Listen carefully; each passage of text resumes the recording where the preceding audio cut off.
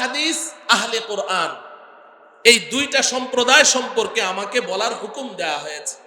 কারণ হলো বর্তমান সময়ে আমাদের সরল প্রাণ ইমানদার মুসলমানদের ঈমান হরণ, তাদের আহলুস সুন্নাহ ওয়াল জামাতের এই পবিত্র জামাত থেকে তাদেরকে বের করে কোনো গুমরাহির দিকে তাদেরকে ধাবিত করার পেছনে বর্তমান যেই অপ্রকাশ্য এবং ছদ্মবেশী ঈমানি দুশমনেরা মুসলমানদের ভিতরে ঢুকে কাজ করছে, তার মধ্যে এখন খুব সরব হচ্ছে এই দুইটা দল।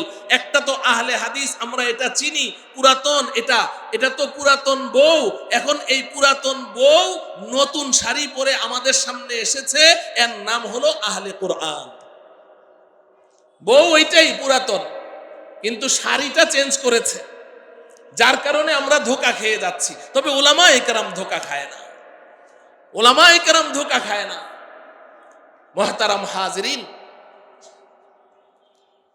আল্লাহ রাব্বুল আলামিন এই মানব জাতির হেদায়েতের জন্য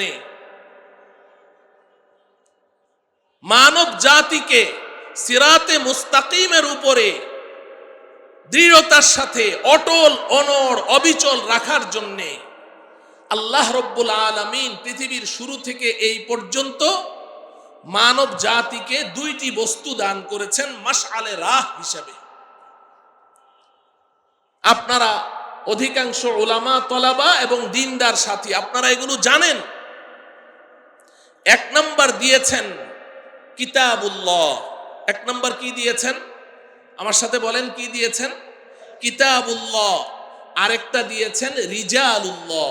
আমি এই মাঠে ইত্তেফাকুল মাদারিসের এই মাহফিলে আমি বিগত যে বয়ান করেছিলাম ওটার মধ্যে আমি এই দুইটা শব্দ আপনাদেরকে মুখস্থ করিয়েছিলাম। একটা হলো কিতাবুল্লাহ, আরেকটা রিজালুল্লাহ। একটা কিতাবুল্লাহ, আরেকটা কি? রিজালুল্লাহ। কিতাবুল্লাহ অর্থ আসমানি কিতাব। আমাদের কাছে যে কিতাবুল্লাহ আছে এটার নাম কি? আল কোরআনুল কারীম। এই আসমানি কিতাবের নাম কি? আল কোরআনুল কারীম। এই কিতাবুল্লাহ আল্লাহ পাক দিয়েছেন মানব জাতির হেদায়েতের জন্য, যাতে মানব জাতি তারা হেদায়েতের উপরে থাকে, সিরাতে মুস্তাকিমের উপরে থাকে। কিন্তু এই কিতাবুল্লাহ, এটা পড়ে, কিতাবুল্লাহ খুলে, কিতাবুল্লাহ থেকে সিরাতে মুস্তাকিম খুঁজে বের করে ওই সিরাতে মুস্তাকিমের উপরে চলা, এটা আমার আপনার জন্য সম্ভব নয় যতক্ষণ পর্যন্ত না রিজালুল্লাহ এই কিতাবুল্লাহকে ব্যাখ্যা করে আমাদেরকে বুঝিয়ে না দিবে। সেই রিজালুল্লাহ কারা? নবী, রাসূল, পয়গম্বরগণ। রিজালুন রজুলুনের জমা, বহুবচন। রজুলুন মানে ব্যক্তি, রিজালুন মানে অনেক ব্যক্তি। তো রিজালুল্লাহ মানে আল্লাহর পক্ষ থেকে নির্বাচিত ব্যক্তি, নবী, রাসূল, পয়গম্বরগণ। বলুন তো দেখি, আল্লাহ রাব্বুল আলামিন পৃথিবীতে যত রিজালুল্লাহ পাঠিয়েছেন, আদম আলাইহিস সালাম থেকে নিয়ে আমাদের নবীজি পর্যন্ত, এই সমস্ত রিজালুল্লাহ সবাইকে কি আল্লাহ পাক নতুন নতুন কিতাব দিয়েছিলেন? কথা বলেন না। সব রিজালুল্লাহকে আল্লাহ পাক কিতাবুল্লাহ দেননি। সমস্ত নবী রাসূলকে আল্লাহ পাক কিতাব দেননি। আমাদের জানা মতে যতটুকু আমরা জেনেছি যে অধিকাংশ রিজালুল্লাহ তারা কিতাব ছাড়া, অধিকাংশ নবী রাসূল কিতাব ছাড়া, তাদেরকে আল্লাহ কিতাব দেননি। মুষ্টিমেয় হাতে গোনা কয়েকজন পয়গম্বরকে আল্লাহ কিতাব দিয়েছে। একটি জয়ীফ হাদিসের মধ্যে আছে 313 জন কিংবা তার চেয়ে কম বেশি। এই সামান্য কিছু নবী, রাসূল, পয়গম্বরকে আল্লাহ কিতাব দিয়েছেন, আর বাকি অন্যান্য সব নবী, রাসূল, রিজালুল্লাহ কিন্তু তাদেরকে কিতাব দেননি। কিতাব ছাড়া অসংখ্য রিজালুল্লাহ দুনিয়াতে এসেছেন। কিতাবুল্লাহ ছাড়া অসংখ্য রিজালুল্লাহ দুনিয়াতে এসেছেন, কিন্তু রিজালুল্লাহ ছাড়া একটি কিতাবও কি দুনিয়াতে এসেছে? কথা বলেন। রিজালুল্লাহ ছাড়া কি একটি কিতাবও দুনিয়াতে এসেছে? কোন নবী ছাড়া আল্লাহ পাক একটি কিতাবও নাযিল করেছেন? কেন? কিতাব ছাড়া অসংখ্য নবী পাঠালেন, কিন্তু নবী ছাড়া একটা কিতাবও কেন পাঠালেন না? যদি কেউ বলে যে নবী ছাড়া আল্লাহ পাক কিতাব পাঠানোর ক্ষমতা রাখে না, তার ঈমান থাকবে। নবী পাঠাইতে আল্লাহ পাক কিতাবের মুখাপেক্ষী, কিতাবের মুহতাজ, তো তাইলে আল্লাহ পাক নবী ছাড়া একটা কিতাবও কেন পাঠাননি? এই প্রশ্নটা জাগে না? আল্লাহ চাইলে নবী ছাড়া একখানা কিতাবও তো পাঠাইতে পারতেন, পাঠালেন না কেন? এই প্রশ্নের একমাত্র জবাব হলো যে রিজালুল্লাহর ব্যাখ্যা ছাড়া কিতাবুল্লাহ বোঝা যায় না। কথা বলেন, রিজালুল্লাহর ব্যাখ্যা ছাড়া কিতাবুল্লাহ কি বোঝা সম্ভব না। যদি আল্লাহ শুধু কিতাব পাঠান, সাথে যদি নবী না পাঠান, তাহলে এটা পাঠানো আর না পাঠানো বরাবর। কারণ এই কিতাব থেকে উম্মত কি হতে পারবে না, উপকৃত হতে পারবে না যতক্ষণ পর্যন্ত রিজালুল্লাহ, আল্লাহর পক্ষ থেকে নির্বাচিত পয়গম্বর, আল্লাহর পক্ষ থেকে নির্বাচিত রিজাল যতক্ষণ এই কিতাবকে ব্যাখ্যা করে খুলে খুলে আমাদেরকে বুঝিয়ে না দিবেন, ততক্ষণ পর্যন্ত এই কিতাবুল্লাহ থেকে আমরা উপকৃত হতে পারবো না। এজন্যে আল্লাহ রাব্বুল আলামিন কিতাব ছাড়া অসংখ্য নবী তো পাঠিয়েছেন, কিন্তু নবী ছাড়া একখানা কিতাবও দুনিয়াতে পাঠান।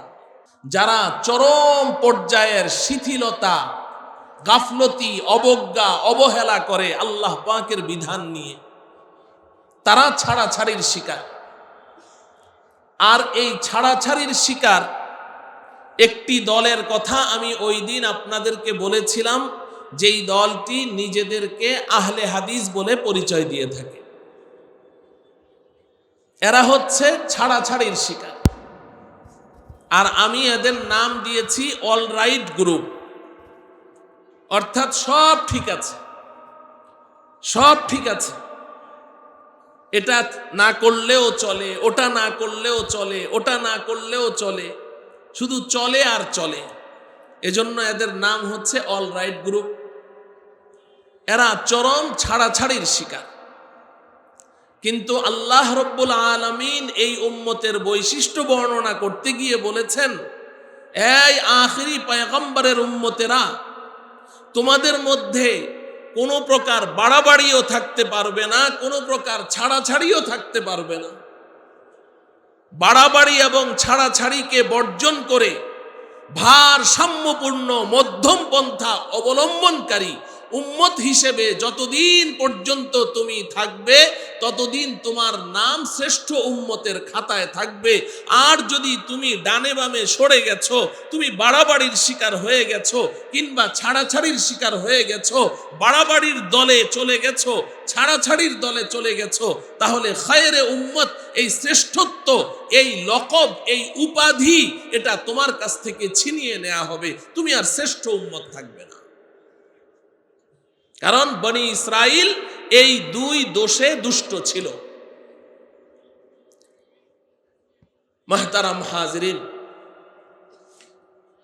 এই আলোচনাগুলো আমাদের কেন করতে হয়? এই আলোচনাগুলো করতে হয় নিজেদের ঈমানকে হেফাজত করার জন্য, অন্যের সমালোচনার জন্য নয়।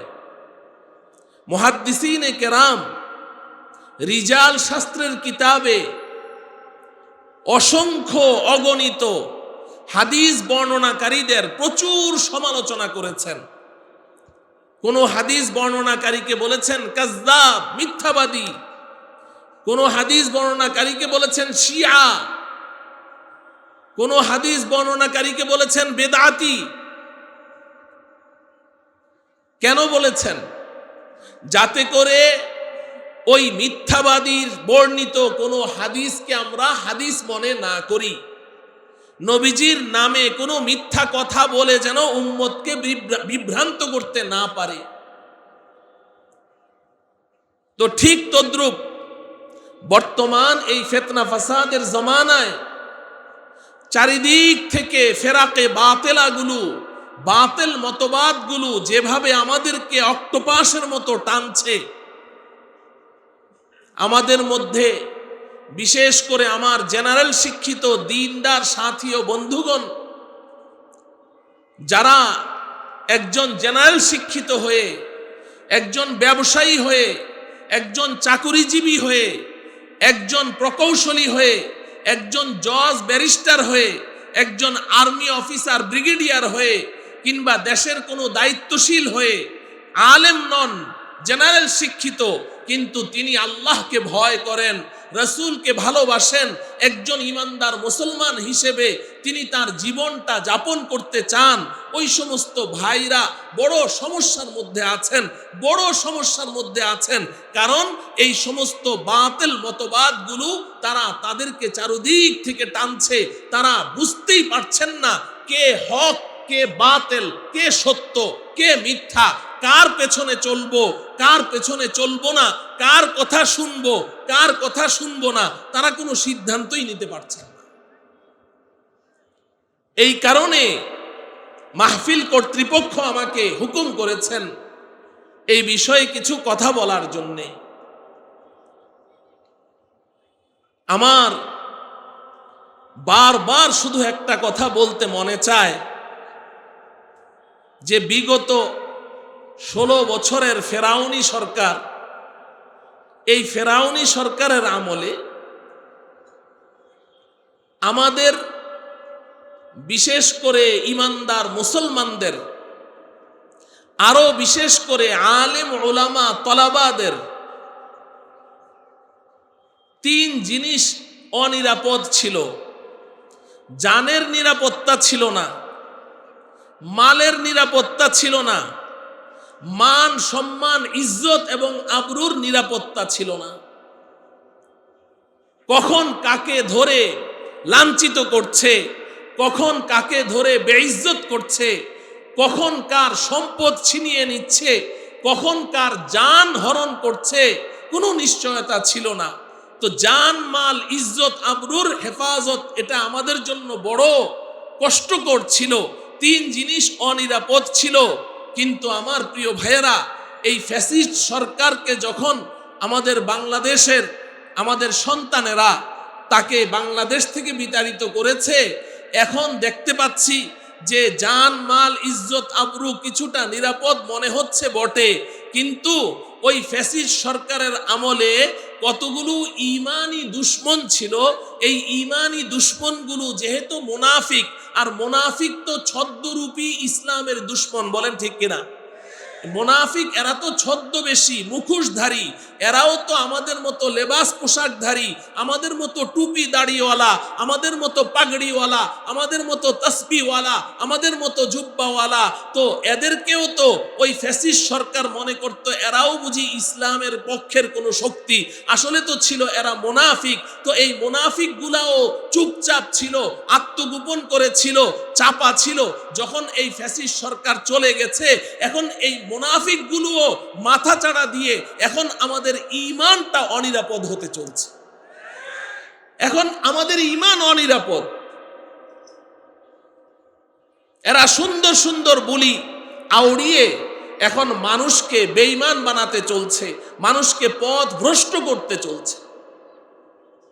মাহতারাম হাজিরিন, অতএব আমাদেরকে আমাদের ঈমানি দুশ্মন চিনতে হবে। ঈমানি দুশ্মন 2 প্রকার, এক তো হলো প্রকাশ্য দুশ্মন, আরেক হলো অপ্রকাশ্য দুশ্মন। প্রকাশ্য দুশ্মন ইবলিস শয়তান এবং তার দোসর ইহুদি খ্রিস্টান, যারা অমুসলিম, ইসলামের বিরুদ্ধাচরণ করছে, নাস্তিক মুরতাদ, যারা সরাসরি ইসলামের বিরুদ্ধাচরণ করছে, এরা তো প্রকাশ্য দুশ্মন। আপনার দুশ্মন যদি দুশ্মনের লেবাস পরে, দুশ্মনের পোশাক পরে, দুশ্মনের রূপ ধারণ করে আপনার সামনে আসে, আপনি সহজে তার থেকে আত্মরক্ষা করতে পারবেন, কারণ আপনি তো তাকে চিনেন, সে আপনার দুশ্মন। কিন্তু আপনার দুশ্মন যদি দোস্তের লেবাস পরে আসে, আপনার দুশ্মন যদি বন্ধুত্বের মুখোশ পরে আপনার সামনে আসে, বন্ধুত্বের রূপ ধরে আসে, বাস্তবে সে দুশ্মন কিন্তু সে রূপ ধরেছে দোস্তের, তাহলে তার কাছ থেকে আত্মরক্ষা করা সহজ হবে না কঠিন হবে? কথা বলেন। আপনি ইসলামের ইতিহাস পড়ে দেখেন, আপনি ইসলামের ইতিহাস পড়েন, 1450 বছরের ইতিহাস আপনি মন্থন করলে দেখবেন সরাসরি কাফের মুশরিক বেঈমানেরা ইসলামের এত ক্ষতি করতে পারেনি যতটা ক্ষতি করেছে এই ইসলামের মুখোশধারী মুনাফিকেরা, মুনাফিকের দ্বারা ইসলাম যতটা আক্রান্ত হয়েছে, যতটা ক্ষতিগ্রস্ত হয়েছে, প্রকাশ্য দুশমনদের দ্বারা এতটা ক্ষতিগ্রস্ত হয় নাই। এজন্য মুহতারাম হাজিরিন, আমাদেরকে এই অপ্রকাশ্য মুখোশধারী ঈমানি দুশমনদেরকে চিনতে হবে। তবে আমি একটা কথা বলি, আমার জেনারেল শিক্ষিত ভাইদেরকে লক্ষ্য করে, আমার দ্বীনদার সাথীদেরকে লক্ষ্য করে আমি আপনাদের একজন শুভাকাঙ্ক্ষী ভাই হিসেবে একটা কথা বলি। সবার চোখে সব জিনিস ধরা পড়ে না, সবার চোখে সব জিনিস ধরা পড়ে। ধরুন আপনার পেটে প্রচন্ড পীড়া, অনেক ব্যথা, কোনো মেডিসিনে ব্যথা সারছে না, ডাক্তার বলল আল্ট্রাসোনোগ্রাফি করে আসে। তো আল্ট্রাসোনোগ্রাফি করলেন, আল্ট্রাসোনোগ্রাফি করার পরে আল্ট্রাসোনোগ্রাফির যে ছবিটা, ওটা আপনি খুব ভালো করে দেখছেন। আপনার ভাই কলেজের প্রফেসর, অনেক বড় শিক্ষিত, খুব ভালো করে দেখছে। আপনার আরেক ভাই ব্রিগেডিয়ার, খুব ভালো করে দেখছে। আরেক ভাই দেশের সেরা একজন ইঞ্জিনিয়ার, আল্ট্রাসোনোগ্রাফির ছবিটা নেড়ে চেড়ে দেখে। তাদের চোখে তো কোনো সমস্যা ধরা পড়ে না, কই কিছু তো দেখি না, কোনো কিছু ধরা পড়ে না। কিন্তু এই ছবিটা একজন এমবিবিএস ডাক্তারের সামনে নিয়ে যান, উনি দেখার সাথে সাথে বলে ইন্না লিল্লাহি ওয়া ইন্না ইলাইহি রাজিউন। এতক্ষণ এতগুলো মানুষ দেখলাম, কিছুই বুঝলাম না যে এখানে কি আছে। তা আমরা যেই চোখ দিয়ে দেখলাম, ওই ডাক্তারও তো ওই চোখ দিয়েই দেখেছে। আমরা যেমন চর্মচক্ষু দিয়ে দেখেছি, সেও তো চর্মচক্ষু দিয়েই দেখেছে। ডাক্তার দেখে ইন্নালিল্লাহ পড়ছে, আর আমরা কিছুই বুঝতে পারছি না, যে না সব তো ঠিকঠাকই মনে হয়। কেন রে ভাই? তার চোখে ধরা পড়লো, আমাদের চোখে ধরা পড়লো না। তখন তো কেউ আমরা এ কথা বলি না যে ডাক্তার আমরা কি মূর্খ নাকি, আমরা কি কিছু বুঝি না নাকি? আমরা তো অনেক পড়াশোনা করেছি, অনেক শিক্ষিত, বিদেশ থেকে পিএইচডি ডিগ্রি নিয়ে এসেছি, আপনি আমাদেরকে মূর্খ মনে করেন নাকি? আপনি বলেন পেটের মধ্যে 2 কেজি ওজনের টিউমার, কোথায় টিউমার? এখানে তো আমরা কিছুই দেখতে পাচ্ছি না। এই কথা কি ডাক্তারকে বলেন? কথা বলেন না কেন? বলেন কি? কেন বলেন না? আপনার চোখ পাওয়ার অনেক ভালো, ডাক্তারের চোখে চশমা, পাওয়ার কম, তাও তো ডাক্তার ধরতে পারলো, আপনি ধরতে পারলেন না। কিন্তু আপনি তো প্রশ্ন করলেন না যে আমরা কি মূর্খ নাকি, আমরাও তো অনেক পড়াশোনা করেছি। ওই জায়গায় যদি প্রশ্ন না করেন, তাহলে আমাদের যে ঈমানি দুশমন, দোস্ত রূপী যে দুশমনগুলো মুনাফিকি করছে, আমাদের ঈমানকে হরণ করছে, দৈনন্দিন মুসলমানদেরকে পথভ্রষ্ট করে চলছে, ওই মুনাফিকদেরকে যখন নাকি ধরিয়ে দেয়া হয় আপনাদের সামনে যে সে তো লেবাস ও সুরতে তো আমাদের মতো বটে, কিন্তু সে আমাদের ঈমানের দোস্ত নয়, ঈমানের দুশমন, তখন কেন এই কথা বলেন যে আমরা কি কিচ্ছু বুঝি না, খালি আলেমরাই বুঝে, খালি ওনারাই চিনে, আমরা কিচ্ছু চিনি না, আমরা কিচ্ছু জানি না, আমি তো 2 চিল্লা দিয়েছি, 3 চিল্লা দিয়েছি, সাল লাগিয়েছি, আমি বুঝি না, উনি একাই বুঝে। এখন কেন এই কথা বলেন, তখন কেন বলেন না? কারণটা কি? কি কারণে? চোখে চোখে বেশকম আছে না নাই? চোখে চোখে বেশকম আছে না নাই? চোখে চোখে বেশকম আছে, চোখে চোখে বেশকম আছে। এটা তো মাকুলি কথা, এটা আকলের বিবেকসম্মত কথা, সায়েন্টিফিক কথা। এই কথাটা কেন বুঝে আসে না আপনাদের? দোস্ত রূপী ঈমানি দুশমনদেরকে চিনতে হলে নবীওয়ালা চক্ষু লাগবে। কি চক্ষু লাগবে? নবীওয়ালা চক্ষু লাগবে। আম্বিয়ায়ে কেরামের চোখকে মুনাফিকরা ফাঁকি দিতে পারে না। হযরতে ইউসুফ আলাইহিস সালামকে তার ভাইয়েরা কূপের মধ্যে ফেলে দিয়ে এসেছে, ফেলে দিয়ে এবার বাবার কাছে এসেছে, মিথ্যা কথা বলে বাবাকে ধোঁকা দিবে। বাবা একজন পয়গম্বর, আল্লাহ রব্বুল আলামিন বড় চমৎকার করে বলছেন, ওয়াজাউ আবাহুম ইশাআন ইয়াবকুন ক্বালু ইয়া আবানা ইন্না যাহাবনা নাস্তাবিকু ওয়া তারাকনা ইউসুফা ইনদা মাতাইনা وتركنا يوسف عند متاعنا فأكله الذئب وما أنت بمؤمن لنا ولو كنا صادقين আল্লাহ রব্বুল আলামিন বলেন যে ইউসুফের ভাইয়েরা তাদের বাবা আমার পয়গম্বর, আমার নবী, আমার রসুল ইয়াকুবকে ধোঁকা দেওয়ার জন্যে রাতের অন্ধকারে এসেছে। বলেন, আপনি যদি কাউকে অভিনয় করে ধোঁকা দিতে চান, ইউসুফের ভাইয়েরা যে ইয়াকুব আলাইহিস সালামের কাছে এসে কান্নাকাটি করলো, বিলাপ করলো, আব্বা গো আমাদের ভাইকে তো বাঘে খেয়ে ফেলেছে, ইন্না যাহাবনা নাস্তাবিকু ওয়া তারাকনা ইউসুফা ইনদা মাতাইনা ফাআকালাহু যিব, আমরা তো খেলাধুলা করছিলাম, ইউসুফ তো ছোট বাচ্চা, ও তো খেলতে পারে না, ওকে আমরা আমাদের কাপড় চোপড়গুলো পাহারা দেওয়ার জন্য বসিয়ে রেখে আমরা তো খেলাধুলা করছি, আব্বা গো ফাআকালাহু যিব, বাঘে খেয়ে ফেলেছে। এই যে কান্নাকাটি করছে, এটা কি আসল কান্না না ভেজাল কান্না? কথা বলেন। ভেজাল কান্না, অভিনয়ের কান্না। এই অভিনয়ের কান্নাকাটি করে, ভেজাল কান্নাকাটি করে কাউকে ধোঁকা দিতে দিনের আলোতে সুবিধা না রাতের অন্ধকারে সুবিধা? কথা বলেন।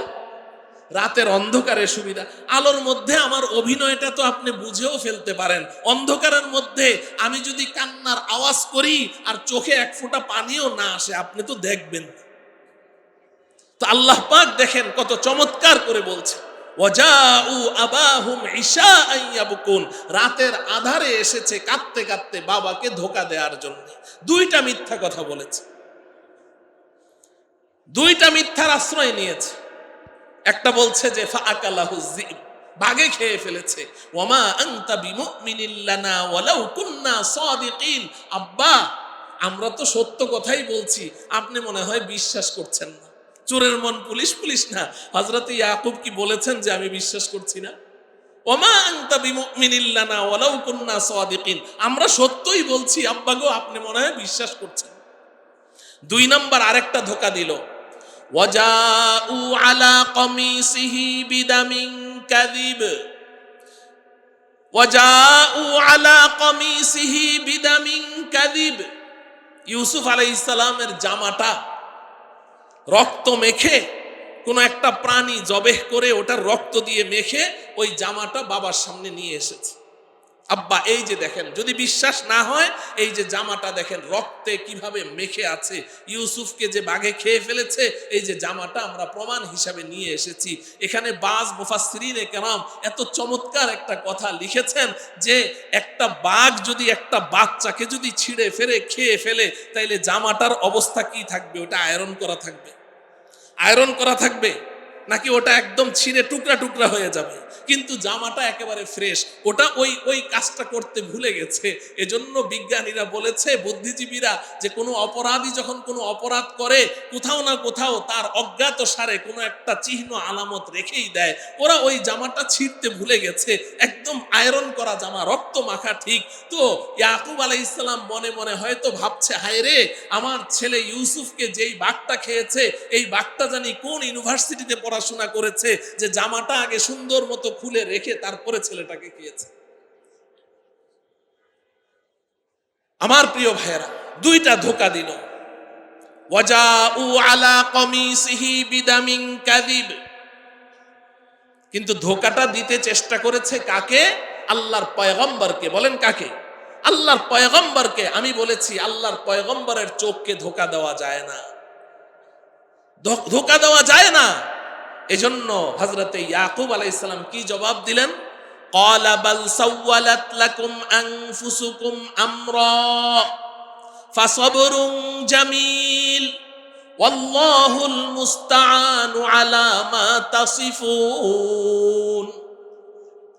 হযরতে ইয়াকুব আলাইহিস সালাম বলছেন, এই আমার সন্তানেরা, তোমরা যত কিছুই প্রমাণ আদি আমার সামনে পেশ করো, যতই কান্নাকাটি করো, যতই ইউসুফের জামা আমার সামনে তোমরা পেশ করছো, কিন্তু আমার দিল বলছে আমার ইউসুফকে বাঘে খায়নি, আমার ইউসুফ ঠিকই আছে।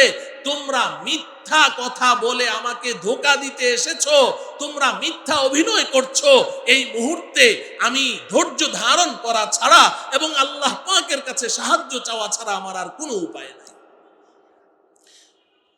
এজন্য আল্লাহর পয়গম্বরগণকে ধোঁকা দেওয়া যায় না, তাদের চক্ষুকে ধোঁকা দেওয়া যায় না, নবীর চোখকে ধোঁকা দেওয়া যায় না। অতএব ওয়ারাসাতুল আম্বিয়া, নবীর উত্তরাধিকারী ও আমার প্রিয় ভাইয়েরা, ও আমার প্রিয় মুবাল্লিগিন ভাইয়েরা, ও আমার প্রিয় দিনদার জেনারেল শিক্ষিত ভাইয়েরা, আল্লাহর রসুল তো উলামায়ে কেরামকে তার ওয়ারিস বলেননি, তার উত্তরাধিকারী বলেননি, ওয়ারাসাতুল আম্বিয়া বলেছেন। আপনি শিক্ষিত মানুষ, বিবেকবান মানুষ, একটু চিন্তা করেন। ওয়ারাসাতুন নবী বলেননি, ওয়ারাসাতি বলেননি যে আমার উম্মতের উলামায়ে কেরাম তারা আমার উত্তরাধিকারী, না, একজন নবীর উত্তরাধিকারী না। ওয়ারাসাতুল আম্বিয়া, আদম থেকে আমি পর্যন্ত যত নবী রাসূল দুনিয়াতে অতিবাহিত হয়েছে, ১.৫ লক্ষ কিংবা ২.৫ লক্ষ, সমস্ত নবীগণের উত্তরাধিকারী একাই আমার উম্মত, আমার উম্মতের উলামায়ে কেরাম, আমার উম্মতের উলামায়ে কেরাম। অতএব আম্বিয়ায়ে কেরামের চোখকে যেভাবে মুনাফিকরা ফাঁকি দিতে পারে নাই, আম্বিয়ায়ে কেরামের ওয়ারিস উত্তরাধিকারী হক্কানি রব্বানি উলামায়ে কেরামের চোখকেও মুনাফিকরা ফাঁকি দিতে পারবে না, পারেনি, ভবিষ্যতেও পারবে না। এজন্য একজন কবি বলেছেন, বাহার রঙ্গে কে খাহি জাম আমি পোষ, বাহার রঙ্গে কে খাহি জাম আমি পোষ, মানন্দাজে কদর রামি শিনাসম, মানন্দাজে কদর রামি শিনাসম। ও আমার ইমানের দুশ্মন, ও রসুলের দুশ্মন, ও আল্লাহর দুশ্মন, তুমি যেই পোশাক পরেই আসো না কেন, যেই রূপ ধরেই আসো না কেন, আমার চোখ তো হচ্ছে নবীওয়ালা চোখ, আমি তো নবীর উত্তরাধিকারী। অতএব আমি তোমাকে ভালোভাবেই চিনে ফেলেছি, তুমি আমার ঈমানি দোস্ত নও, তুমি আমার ঈমানি দুশ্মন। মুহতারাম হাজিরিন, অতএব আমি আজকে আপনাদেরকে যে বিষয়টি বলতে চাই, বলার আগে ভূমিকা হিসাবে কথাগুলো এজন্য বললাম যে উলামায়ে কেরাম যখন আমাদেরকে আমাদের ঈমানি দুশমনদের ধরিয়ে দেন, যখন মুনাফিকদেরকে চিহ্নিত করে বুঝিয়ে দেন, তো আমাদেরকে শয়তান ওয়াসওয়াসা দেয়, বলে যে হুজুর খালি আপনারা একলাই ঠিক, ওরা বেঠিক। আরে ওরা ঠিক না বেঠিক বুঝতে চেষ্টা করো। উলামায়ে কেরাম তো নিজের থেকে কথা বলে না, তারা তো কোরআন ও হাদিসের আলোকে তোমাকে বুঝাতে চেষ্টা করছে। তুমি বুঝো, তোমাকে আল্লাহ পাক আকলে সালিম দান করেছেন, সুস্থ এবং সুষ্ঠু একটা বিবেক দান করেছেন। উলামায়ে কেরাম বলেন, যখন বলেন তখন বুঝে আসে না, এরপরে যখন সব হারিয়ে ফেলে তখন বুঝে আসে। উলামায়ে কেরাম 15 বছর আগের থেকে বলতে থাকেন, তখন বুঝে না। 15 বছর 20 বছর যাওয়ার পরে যখন ওই বাতিলের খপ্পরে পড়ে, উলামায়ে কেরামকে বৃদ্ধাঙ্গুলি প্রদর্শন করে ওই বাতিলের খপ্পরে পড়ে যখন সব কিছু হারায়, তখন বুঝে আসে হ্যাঁ আলেমরা ঠিক বলেছে। এই যে আপনার ইসকন, এই ইসকনের কথা আজকে সবাই কেন চিল্লাচ্ছে, কেন কলেজ ভার্সিটির ছাত্ররা ইসকনের বিরুদ্ধে বলে, কেন আমাদের সেই আইনের লোকেরা, অ্যাডভোকেটরা, উকিল, ব্যারিস্টারেরা ইসকনের কথা বলে, কেন সারা দেশের মুসলমানেরা এখন ইসকনের বিরুদ্ধে বলছে? উলামায়ে কেরাম তো আরো 15 বছর আগের থেকে ইসকনের বিরুদ্ধে বলছে, কিন্তু তখন আলেমদের কথা কেউ শোনেনি, কেউ শোনেনি, পাত্তাই দেয়নি। কিন্তু এখন ওই হিন্দিতে একটা কথা বলে, সব কুছ লুটা কে হুশ মে আকে ক্যা মিলা, সব কিছু হারিয়ে এখন হুশে আসা, তোমার মিলবেটা কি? তোমার তো সব হারিয়েই গেল। যখন বুঝার তখন কেন বুঝোনি? রোনে কা ওয়াক্ত জব রোয়া নেহি, ওয়াক্ত জানে কে বাদ রোনে সে কুছ ফায়দা নেহি। কাঁদনি, সময় পার হয়ে যাওয়ার পরে এখন 24 ঘন্টা বসে বসে কাঁদলেও তো কোনো কাজ হবে না। মুহতারাম হাজরিন, এজন্য আমরা বলে যাই, মানা না মানা আপনাদের ব্যাপার। একটা তো আমি বলেছি যে এই ছাড়াছাড়ির শিকার যারা আমাদের ইমানদার মুসলমানদেরকে কোরআনের অর্থ বিকৃত করে, হাদিসের অর্থ বিকৃত করে, কোরআন এবং হাদিসের অপব্যাখ্যা করে করে উম্মতকে পথভ্রষ্ট করছে। একটা দলের নাম তো আমি শুরুতে বলেছি, আহলে হাদিস। এর নাম কি? আহলে হাদিস। কথায় কথায় কোরআনের আয়াত পেশ করে, কথায় কথায় সহিহ হাদিস পেশ করে। তো আমরা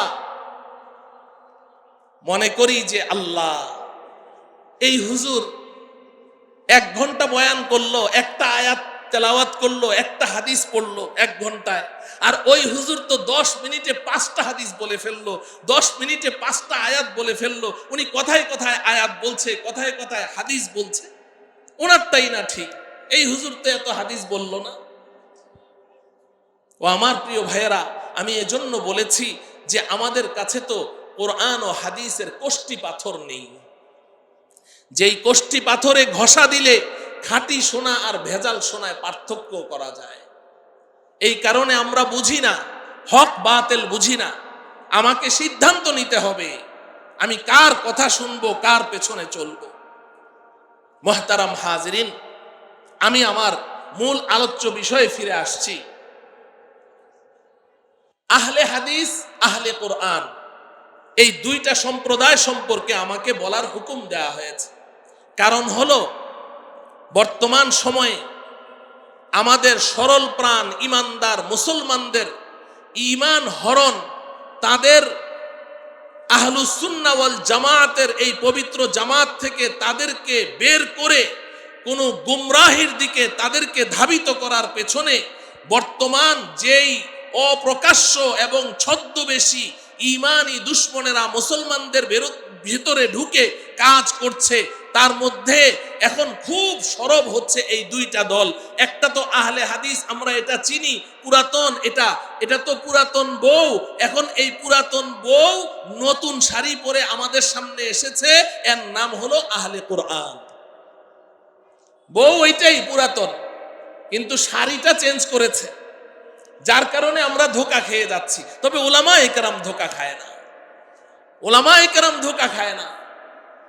মুহতারাম হাজিরিন, আল্লাহ রাব্বুল আলামিন এই মানব জাতির হেদায়েতের জন্য মানব জাতিকে সিরাতে মুস্তাকিমের উপরে দৃঢ়তার সাথে অটল অনড় অবিচল রাখার জন্য আল্লাহ রাব্বুল আলামিন পৃথিবীর শুরু থেকে এই পর্যন্ত মানব জাতিকে 2টি বস্তু দান করেছেন মাশআলে রাহ হিসাবে। আপনারা অধিকাংশ উলামা, তলাবা এবং দিনদার সাথী আপনারা এগুলো জানেন। 1 নাম্বার দিয়েছেন কিতাবুল্লাহ। 1 নাম্বার কি দিয়েছেন? আমার সাথে বলেন, কি দিয়েছেন? কিতাবুল্লাহ। আরেকটা দিয়েছেন রিজালুল্লাহ। আমি এই মাঠে ইত্তেফাকুল মাদারিসের এই মাহফিলে আমি বিগত যে বয়ান করেছিলাম ওটার মধ্যে আমি এই 2টা শব্দ আপনাদেরকে মুখস্থ করিয়েছিলাম। একটা হলো কিতাবুল্লাহ, আরেকটা রিজালুল্লাহ। একটা কিতাবুল্লাহ, আরেকটা কি? রিজালুল্লাহ। কিতাবুল্লাহ অর্থ আসমানি কিতাব। আমাদের কাছে যে কিতাবুল্লাহ আছে এটার নাম কি? আল কোরআনুল কারীম। এই আসমানি কিতাবের নাম কি? আল কোরআনুল কারীম। এই কিতাবুল্লাহ আল্লাহ পাক দিয়েছেন মানব জাতির হেদায়েতের জন্য, যাতে মানব জাতি তারা হেদায়েতের উপরে থাকে, সিরাতে মুস্তাকিমের উপরে থাকে।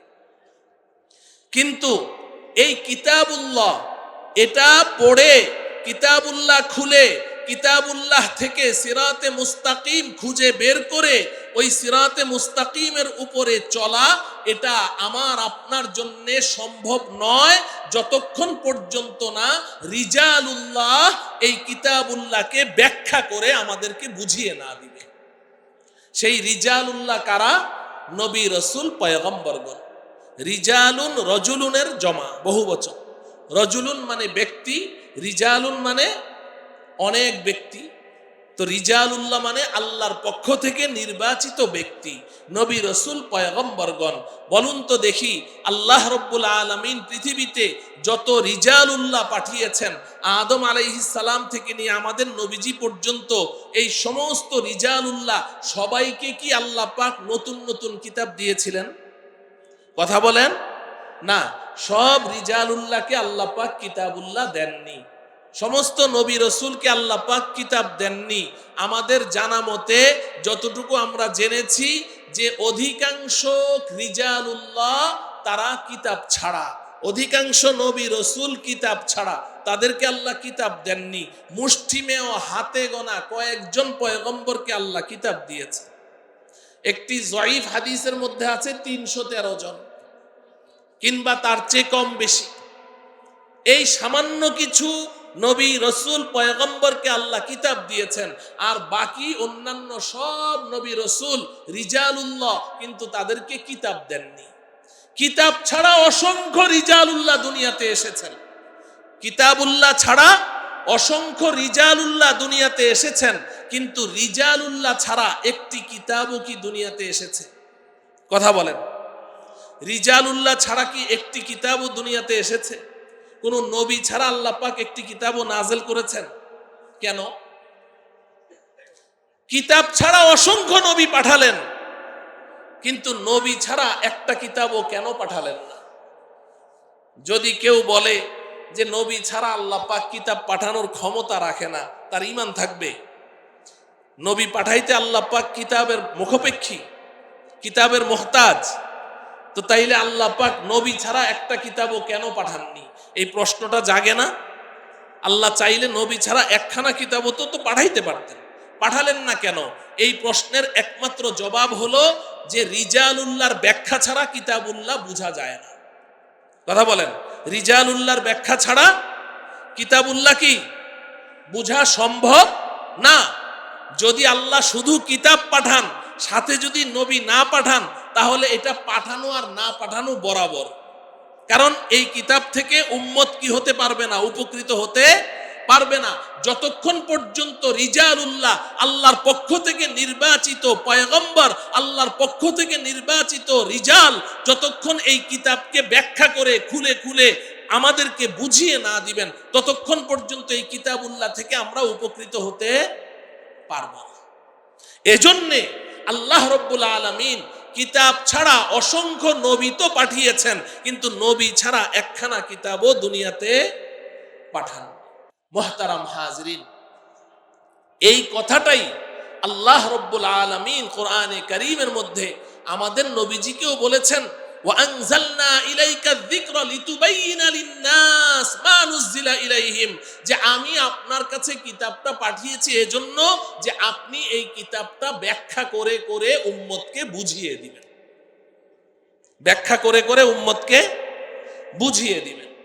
আচ্ছা বলুন তো দেখি, এখন আপনি যদি একটা আয়াত তেলাওয়াত করেন, তেলাওয়াত করে এখন এটার ব্যাখ্যা করছেন, তো ব্যাখ্যা করতে গিয়ে শুধু কি ওই আয়াতটাই বারবার পড়তে থাকবেন, নাকি অতিরিক্ত কিছু কথা বলা লাগবে?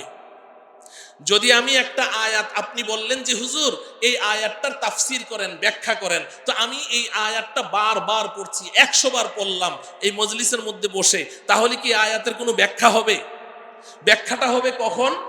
যখন আমি এই আয়াতের বাইরে আমার নিজের ভাষায় আমি আপনাকে বুঝাবো, তখনই তো কি হবে, ঠিক কিনা বলেন?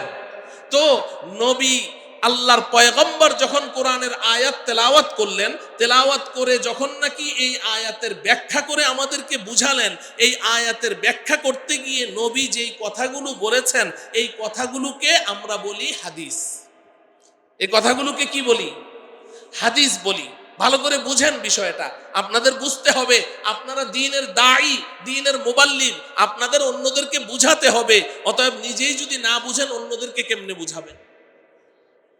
তো আমাদের নবীজি যখন এই কিতাব আমাদের নবীজির উপরে নাযিল করা হয়েছে, তো নবীজিকে দায়িত্ব দেওয়া হয়েছে যাতে করে নবীজি এই কোরআনের প্রত্যেকটা আয়াত উম্মতকে খুলে খুলে বুঝান। এখন এই উম্মতকে বুঝাতে গিয়ে নবীজি যে কথাগুলো বলেছেন, এই কথাগুলোও নবীজি নিজের থেকে বলেননি, এই ব্যাখ্যাটাও নবীজি নিজের থেকে করেননি। এই কোরআনের আয়াত যেমন আল্লাহ নাজিল করেছেন, এই কোরআনের ব্যাখ্যায় নবীজি যত কথা বলেছেন, এগুলোও নবীজির অন্তরে আল্লাহর পক্ষ থেকেই ঢেলে দেওয়া হয়েছে। বলবেন প্রমাণ কি? প্রমাণ কি? সূরাতুল কিয়ামা, সূরাতুল কিয়ামা, লা উকসিমু বিয়াউমিল কিয়ামা। এই সূরার মধ্যে আল্লাহ রাব্বুল আলামিন বলেন, লা তুহাররিক বিহি লিসানাকা লিতাজালা বিহি ইন্না আলাইনা জামআহু ওয়া কুরআনাহু ফাইযা ক্বরানাহু ফাত্তাবি' কুরআনাহু সুম্মা ইন্না আলাইনা বায়ানা। আছে না নাই? এই আয়াতগুলো নবীজির উপরে নাজিল হয়েছে। হযরতে আব্দুল্লাহ ইবনে আব্বাস রাদিয়াল্লাহু তাআলা আনহু বলেন যে নবীজি সাল্লাল্লাহু আলাইহি ওয়াসাল্লামের উপর যখন জিবরিল আলাইহিস সালাম কোরআনের আয়াত নিয়ে আসতো, তো নবীজির খুব কষ্ট হতো। অনেক কষ্ট করে জিবরিল আমিনের কাছ থেকে এই কোরআনের আয়াতটা, সূরা, এগুলো নবীজি ধারণ করতেন। কেন কষ্ট হতো? কষ্ট হতো এজন্য যে জিবরিল আলাইহিস সালাম সব সময় নবীজির সামনে এসে আমরা যেভাবে কোরআন তেলাওয়াত করি স্বাভাবিকভাবে এইভাবে করতেন না। নবীজি বলেন, আহইয়ানান ইয়াতিনি মিথলা সলসলাতিল জারাস। হযরতে আয়েশা নবীজিকে জিজ্ঞাসা করেছেন, ইয়া রাসূলুল্লাহ, আপনার কাছে জিবরিল আমিন ওহী কিভাবে নিয়ে আসে, কিভাবে ওহী আসে? তো নবীজি হযরতে আয়েশাকে বললেন যে অনেকভাবেই তো আসে, তবে আহইয়ানান ইয়াতিনি মিথলা সলসলাতিল জারাস ওয়া হুয়া আশাদ্দুহু আলাইয়া। আয়েশা, মাঝে মধ্যে জিবরাইল আলাইহিস সালাম আমার কাছে মৌমাছির গুনগুনানি আওয়াজের মতো ওহী আমার কানে ঢেলে দিয়ে চলে যায়। সলসলাতুল জারাস আমাদের উস্তাদ শাইখুল হাদিস আল্লামা আজিজুল হক সাহেব রহমতুল্লাহি আলাইহি, আমি হযরত রহমতুল্লাহ আলাইহির কাছে বাবুল ওয়াহি পুরাটা পড়েছি। তো হযরত বলেছেন সলসলাতুল জারাস, যে তুমি মৌচাকের পাশ দিয়ে হেঁটে যাও আর পাশে দাঁড়িয়ে থাকো, তো দেখবে মৌচাক থেকে একটা গুনগুনানি আওয়াজ আসবে। এই যে শত শত হাজার হাজার মৌমাছিগুলো চাকের মধ্যে কিলবিল করছে, ওখান থেকে একটা আওয়াজ, গুনগুনানি আওয়াজ আসবে, এটাকে সলসলাতুল জারাস বলা হয়। আবার বলেছেন যে একসাথে লোহার কতগুলো শিকল উপর থেকে যদি ফ্লোরের মধ্যে ছেড়ে দেওয়া হয় তো ঝন করে একটা শব্দ হয়, এটাকে সলসলাতুল জারাস বলা হয়। আবার বুঝিয়েছেন যে মাদ্রাসায়, স্কুলে একটা ক্লাস শেষ হলে যখন বেলের মধ্যে বাড়ি দেয়, বাড়ি দেওয়ার সাথে সাথে আওয়াজটা কিন্তু বন্ধ হয়ে যায় না। বেলের মধ্যে এই যে বাড়ি দিলাম, সাথে সাথে বন্ধ হয়ে যায়, কিন্তু বেলের মধ্যে আওয়াজটা যখন হয় তো কানের ভিতরে একটা গুন শব্দ বাজতে থাকে কি থাকে না?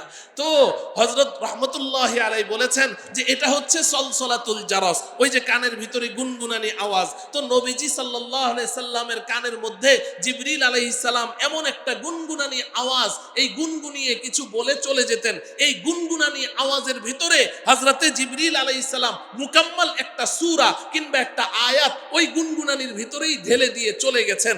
এখন এই সলসলাতুল জারাস, এই গুনগুনানি শব্দের ভেতর থেকে এই কোরআনের এই আয়াতটা জিবরিল আমিন কি পড়লেন, কোন সূরাটা পড়লেন, এটাকে এট এ টাইমে ওটাকে উদ্ধার করা, এরপরে ওটাকে মুখস্থ করা, এরপরে ওটার অর্থ উপলব্ধি করা, একসাথে এতগুলো কাজ করতে গিয়ে নবীজি অস্থির হয়ে যেতেন, অস্থির হয়ে যেতেন।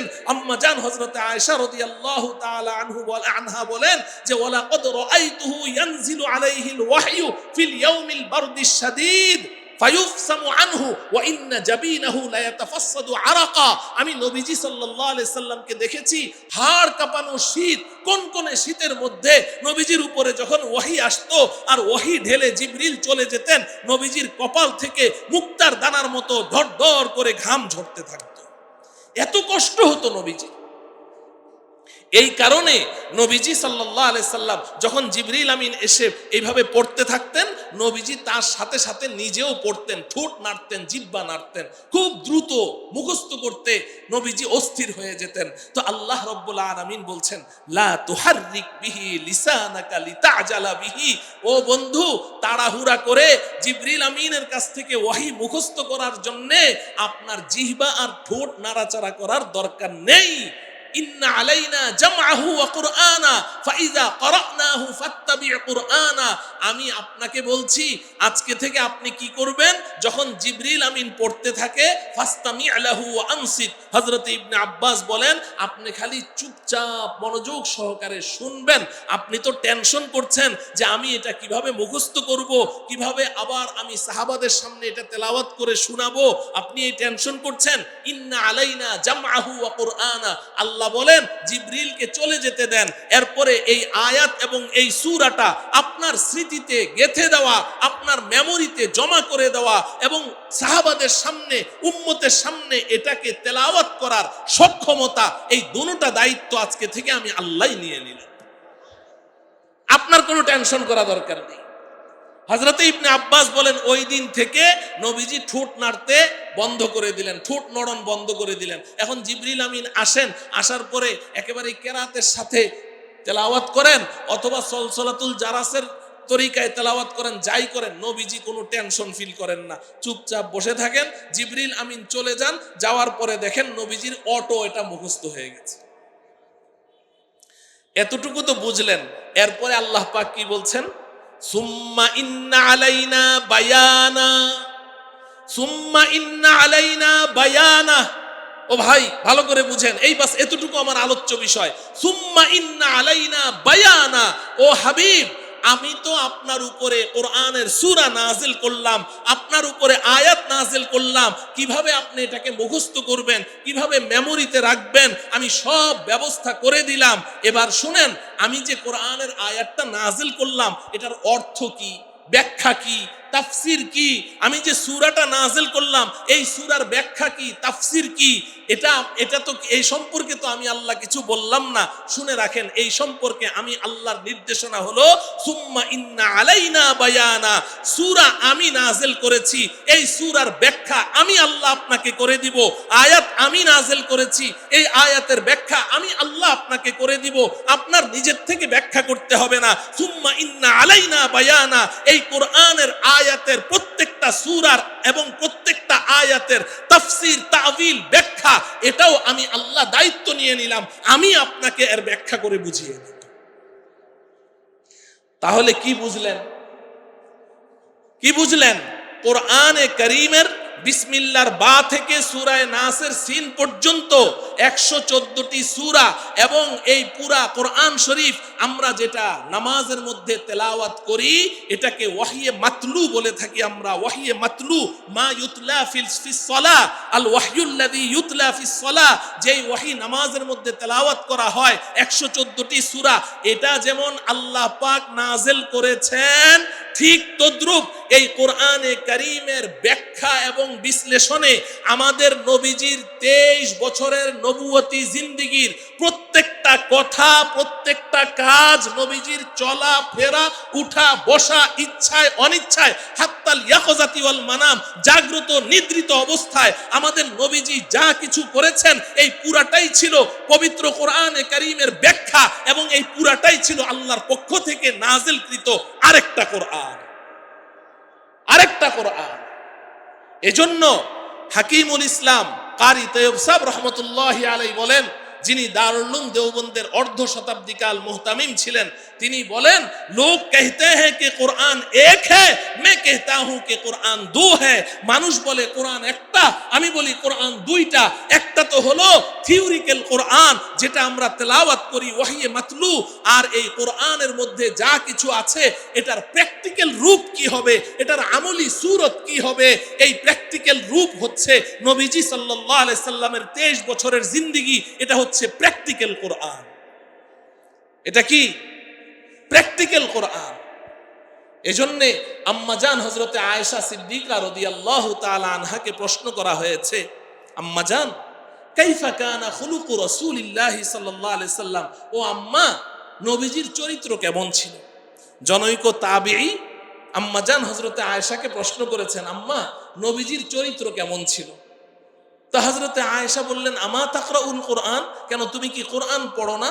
বলে, হ্যাঁ পড়ি তো।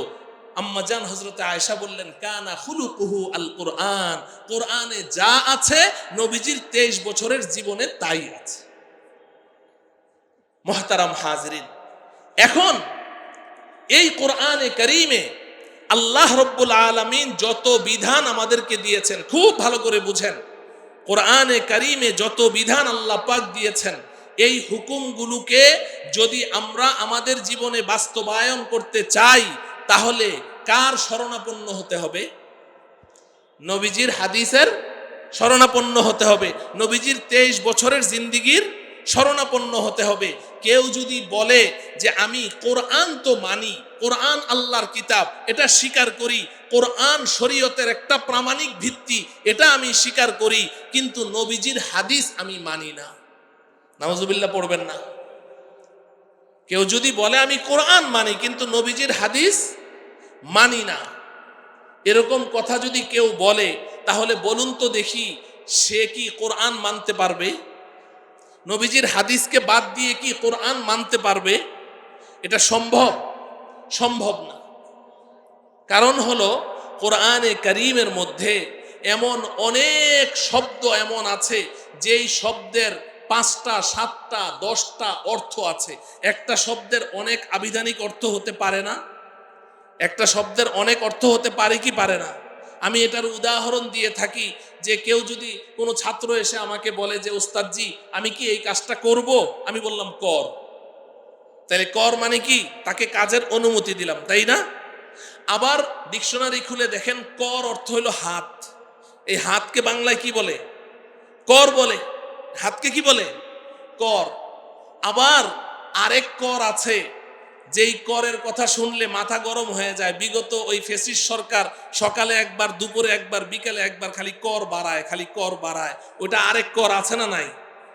হ্যাঁ, তো তাইলে দেখেন কর একটা শব্দ। তুমি কি বাতাস করছো না তামসা দেখছো ওদিকে? জাহেল কোথাকার। তাইলে করের কতগুলো অর্থ হইল? তাহলে এমন এক শব্দের অনেক অর্থ হতে পারে কি পারে না?